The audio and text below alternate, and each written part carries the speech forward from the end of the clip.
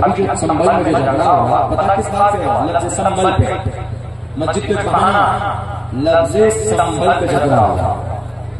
चूंकि संभल हिंदू भाइयों के यहाँ या अकीदा है, पूरे हिंदुओं का, टोटल भारत के हिंदुओं का या अकीदा है, सिर्फ बाहर से सवाल का नहीं, बल्कि गाँव में भी किसी आदमी से पूछेंगे अगर उसको जरा बराबर नॉलेज है तो वो कहेगा कि संभल होना हमारी पवित्र स्थल है। क्यों? क्योंकि अंतिम जमाने में, आखिर जमाने में एक अवतार आने वाला है। हिंदुओं का अकीदा कॉन्सेप्ट है आखिर कल की अवतार, जिसको कल की कलयुग है। इसी युग में कभी भी आ सकता है। 5000 साल गुजरा, भी 4 लाख साल का ये जमाना है, ये कलयुग, तो इसमें कभी भी आ सकता है। तो वो जो आएगा कल की जो अवतार लेंगे वो जगह कौन सी होगी? वो जगह होगी संभल। अब पूरे भारत में संभल एक ही जगह है, मुरादाबाद में। तो हिंदू भाई ये समझते हैं कि कल की जब आएंगे अवतार लेंगे तो संभल में लेंगे, और संभल मुसलमानों के कब्जे में है, यानी वहां मुस्लिम अक्सरियत है। और वहां कोई मंदिर है जिस मंदिर पे वो अवतार लेने वाले थे, उस मंदिर को 1529 के अंदर बाबर ने तोड़ करके मस्जिद बना दी, जामे मस्जिद संभल की। इस अकीदे की बुनियाद पर वो उस मंदिर को ढूंढने और उस मस्जिद को तोड़ने के दर पे है। जबकि भारत के संविधान में कानून बना दिया गया है 1991 प्लेसेस ऑफ वर्शिप एक्ट। इसमें ये लिखा है कि 15 अगस्त 1947 में जो मस्जिद थी, 15 अगस्त के बाद यानी 15 अगस्त के दिन जो मस्जिद थी वो हमेशा मस्जिद रहेगी, जो मंदिर है वो हमेशा मंदिर रहेगा, जो गुरुद्वारा जो चर्च वही रहेगा। 15 अगस्त 1947 के दिन, उससे पहले क्या था कोई सरोकार नहीं, या उसके बाद क्या बना है उस पर छानबीन हो सकती, लेकिन उस दिन जो कुछ था सिवाय राम मंदिर और बाबरी मस्जिद के झगड़े उसको अलग किया गया। और इसके ऊपर कोई बात नहीं, अगर कोई अगर सर्वे कराने जाएगा तो इलीगल। लेकिन पिछले एक साल जो चीफ जस्टिस थे उन्होंने कहा कि सर्वे कराना इस एक्ट को वायलेशन नहीं करता, उन्होंने परमिशन दी थी, उसी परमिशन के बताओ ये लोग जाकर सर्वे करा रहे, सर्वे उसको तोड़ नहीं सकते, सर्वे करा।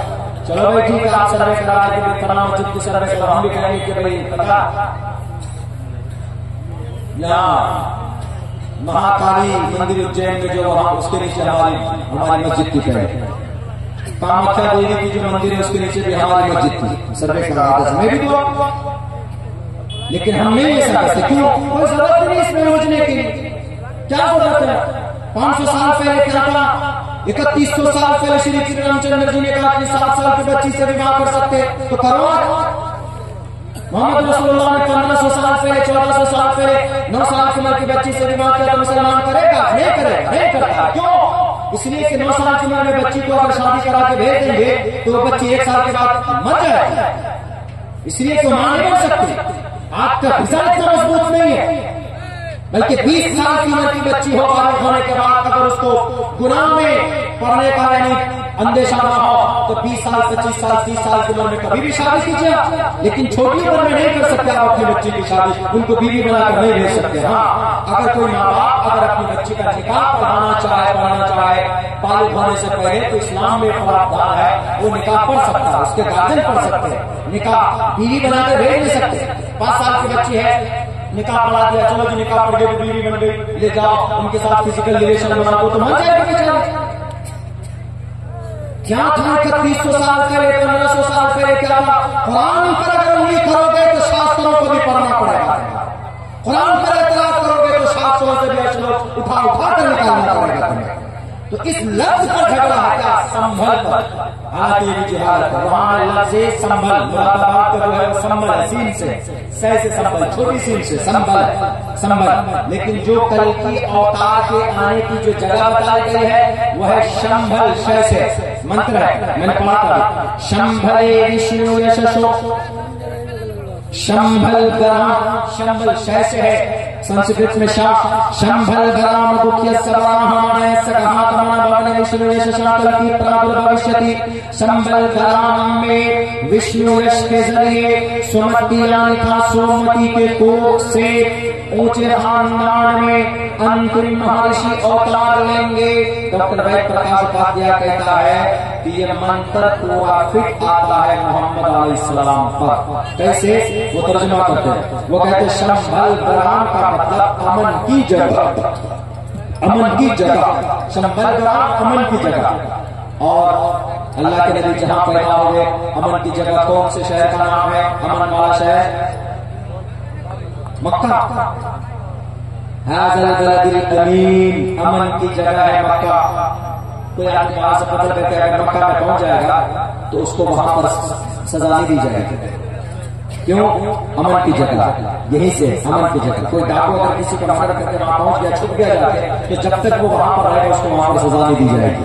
वहां पर कत्ल हराम है, वहां पर खून बहाना हराम है, अमन की जगह इसीलिए। तो शंबल का नाम पूरा किस तरह पिटा है? मक्का, मक्का शरीफ, काबतुल्लाह की वजह से मक्का में शंबल का नाम ऊंचे खानदान में, ऊंचे खानदान में नबी पाक ने सलाम कौन से खानदान में पैदा हुए? कबीला कौन सा? कुरैश का खानदान कौन सा? बनी हाशिम का। बनी हाशिम में मैं इस लफ्ज की तहकीक करके अपनी जगह ले लेता हूँ। मेरे बाद शंबल का नाम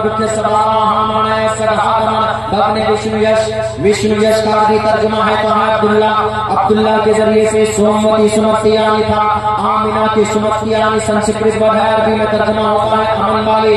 आमिनतुन, आमिना के कोख से पैदा हुए। अब बताइए अमन की जगह कहाँ है? बैतुल्लाह का नाम, ये मक्का का नाम अमन, और ये कबीले कुरैश, और विष्णु यश अब्दुल्ला सुमति यानी आमिना के कोख से। ये पूरा मंत्र अगर किसी पर फिट आ चुका है तो मंत्र फिट आ चुका है मोहम्मद रसूलुल्लाह पर, और मोहम्मद ने कलयुग में अवतार लिया है।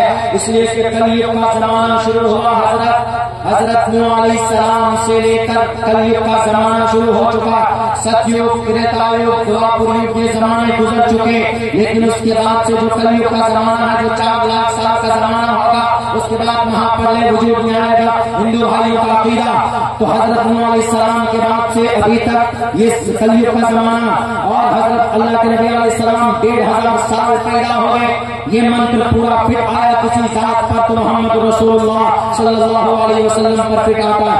लेकिन सिर्फ एक गलत फहमी की वजह से, लफ्ज़ शंभल की वजह से वहां पर जुल्म का बाजार गिरम गरम किया गया। 5 नौजवानों को, 5 नौजवानों के सीने में गोली दागे गए। कहा गया कि उधर से गोली चली, पत्थर चले। मेरे भाइयों बिल्कुल भी नहीं। मैं तो यही कहूंगा वहां की सरकार से, उत्तर प्रदेश के गवर्नमेंट से, वहां के लॉ एंड ऑर्डर से, वहां के एडमिनिस्ट्रेशन से, अगर आपको इस देश को तरक्की देना है तो आर्टिकल नंबर 14 के मुताबिक सबके साथ इंसाफ करो, जिसमें लिखा हुआ है इक्वलिटी बिफोर लॉ और the equal protection of the laws within the territory of India. जितनी जान एक हिंदू भाई की जान की कीमत है, उतनी ही जान की कीमत एक मुसलमान की भी होनी चाहिए। भारत का संविधान आर्टिकल नंबर 21 में लिखा है कि प्रोटेक्शन ऑफ अवर लाइफ, मेरी जिंदगी की हिफाजत कौन करेगा?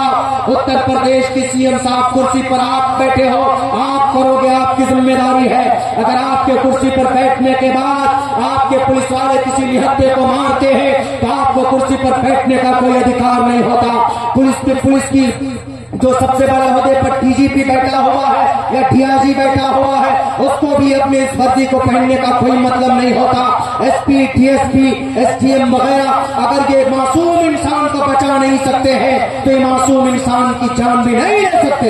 ये मैं नहीं कह रहा हूं, भारत का संविधान कहता है। बाबा साहब भीमराव अंबेडकर ने जिस संविधान को लिखकर भारत के अंदर इम्प्लीमेंट किया गया 26 जनवरी 1949 के अंदर इम्प्लीमेंट किया गया, पूरे 1949 में तैयार हुआ और फिर 26 जनवरी ये 1950 के अंदर पूरे हिंदुस्तान के अंदर लागू किया गया है। उस संविधान में लिखा है protection of our life and personal liberty, हमारी आजादी की हिफाजत तुम करोगे, हमारी जान की हिफाजत तुम करोगे।